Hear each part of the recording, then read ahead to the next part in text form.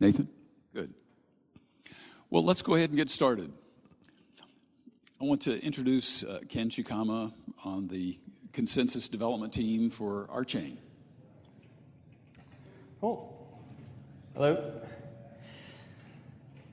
How's everyone doing? Good to hear. All right, so as I was introduced, my name is Ken Shikama, and I'm a developer working on the consensus team for the RChain cooperative. And so I've seen RChain, ooh, that's true. I need to do it both ways. Did that go through? It's supposed to switch slides. Okay, thank you. All right, so I've seen RChain be presented in a number of ways, but as a developer, I mostly see it as an intersection of two lines of research that ultimately were brought into the platform through the works of Greg Meredith, shown on the left, and Vlad Zamfir on the right. And so I just want to start with going over the history of distributed systems that led to the work of Vlad Zamfir. Oop, yep. So, sorry, I need to sync both my slides. Okay. So in 1978, Leslie Lamport published this paper called Time Clocks and the Origin of Distributed Systems. The ordering of events in a distributed system. And in this paper,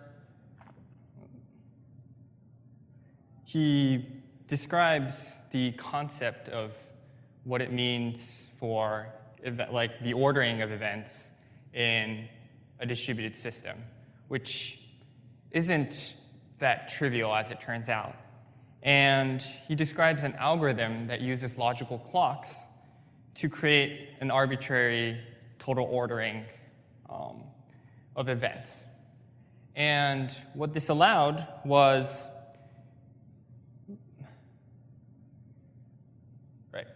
this allowed Lamport to create an algorithm that gave a total ordering to events. And he used this to gain consensus over a single resource. So in short, Lamport had managed to create what is probably considered the first formally spec'd distributed consensus algorithm. However,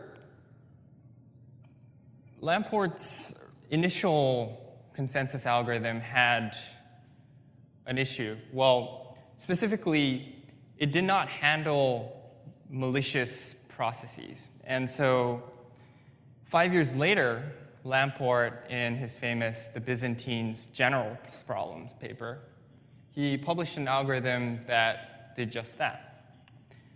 And so the algorithm he published works when processes are malicious. And specifically, he showed that if the messages that are sent around are unforgeable, or in other words, they're signed, then the consensus algorithm that he designed can tolerate an arbitrary number of faults.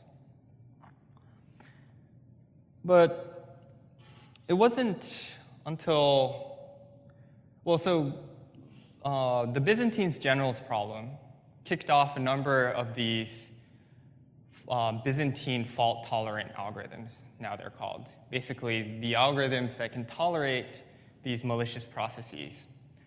And it really kicked off decades of research on these types of consensus algorithms. And though it wasn't really until 2005 that James Aspinese came up with this method that used moderately hard puzzles to make forging identities expensive. And so what this allowed was essentially anonymous identities to be used in Byzantine fault-tolerant consensus algorithms. And so then in 2009, Bitcoin came around and used this idea, now known as proof of work, to gain consensus over values at addresses that represent money. And then so,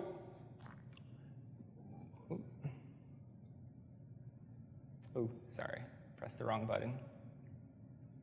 Okay, there. So then, so what is proof of stake? Well, proof of stake is this similar idea that was originally proposed in a Bitcoin talk forum in 2011. And essentially, it works around the issue of cheap anonymous identities by forcing the processes to post up a stake of some economic value. And so what it does is it essentially replaces the computational expense of proof of work with the economic value of a token. And so the most noticeable effect here is that the algorithm no longer requires the wasting of electricity. And so, but one thing is that, at least in my vocabulary, proof of stake isn't a consensus algorithm in itself. It just describes this notion of using stake or having processes post-stake, and this implied notion that if they misbehave somehow, then they'll lose it. And so there are algorithms, there are consensus algorithms that use proof of stake. And the one I would like to highlight here is Casper. And so starting from around 2014, Vlad Zamfir developed this family of algorithms called CBC Casper. Expanded, it means correct by construction Casper. And it's a family of Byzantine fault-tolerant consensus algorithms. And the neat thing about it is that it doesn't tie or it doesn't couple a liveness strategy with the consensus algorithm itself. And so I would like to elaborate a bit more on that. So nowadays, any consensus algorithm really needs to fulfill three properties. So validity, which says that if correct processes decide upon some value v, then that value v must have been originally proposed by some correct process. And then there's agreement, which just says all correct processes must agree upon some value. And then finally, there's termination, which says all correct processes must decide upon a value. And now, surprisingly, the last part, or the last property, termination, is somewhat hard. And this is because of this pretty famous result called FLP impossibility. And this result says that in an asynchronous setting, there is no deterministic distributed algorithm that can guarantee termination under the presence of faults. And so there are mainly four ways that Byzantine fault-tolerant algorithms work around this FLP impossibility result. And so they are one that you can't have, one is randomization, which means that the consensus algorithm can guarantee termination with a probability of 1, but it's not technically deterministic. And then there's using synchrony assumptions, using failure detectors, and stronger primitives. And so what Bitcoin uses is a synchrony assumption. And that's how it gets around this FLP impossibility result. And however, this has the side effect that whenever there's a liveness failure, there is a consensus failure too. And so in specific, what that means is that if an attacker can create a network partition for a long enough time, then the attacker might be able to pull off a double spend. And so bringing it back to Casper, what's neat about it is that it leaves it open how to work around FLP. So it doesn't couple a liveness strategy with its consensus proof. And so as a side effect, it also means that if you disregard liveness, Casper can tolerate an arbitrary number of faults.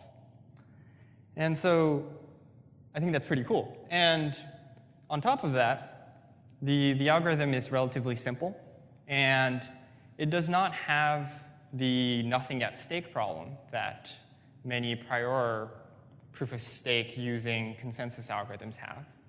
And it also allows for one block to be finalized per message if you add in the synchrony assumption that you have nodes proposing in this round-robin fashion, as sort of shown in the picture. And so before I sort of dive into how Casper relates to the RChain platform, I would like to go over and start from like the second line of research that is a part of this platform. And so,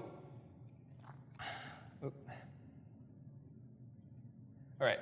So in 1992, Robin Milner created the pi calculus, which is a form of process calculus that allows you to send channels or channel names over the channels themselves. And so it's a really simple and expressive model, and it's used mostly to formally model concurrent computation. And however, there is, I guess, a small issue with pi calculus, and it's that it depends upon this theory of names. So it's not a closed theory. Or to put it differently, the theory of names is not independent of the theory of processes that it uses. And so in 2002, Greg Meredith, along with others, came upon or wrote up this row calculus, which basically it closes that loop and makes sure that the theory of names is dependent upon the theory of processes. And so, but row calculus is just this mathematical specification, so to speak. And in order for it to turn into a programming language, you need to add some programmer-friendly syntax and then a lot of tuning to go on top of it. And so after decades of tuning and a lot of borrowing from various functional programming languages, Greg Meredith published the first spec for Rolang. And so what Rolang is, as you might imagine, has a lot of components of pi calculus. And so it has sends, receives, joins, which are atomic receives over multiple channels, and then par, which allows you to run two processes in parallel. And then there's a number of other statements and expressions that I'll explain tomorrow. But essentially, it's a really simple language, and it is very unique, and as you'll see tomorrow. And so let me just tie what I've said so far.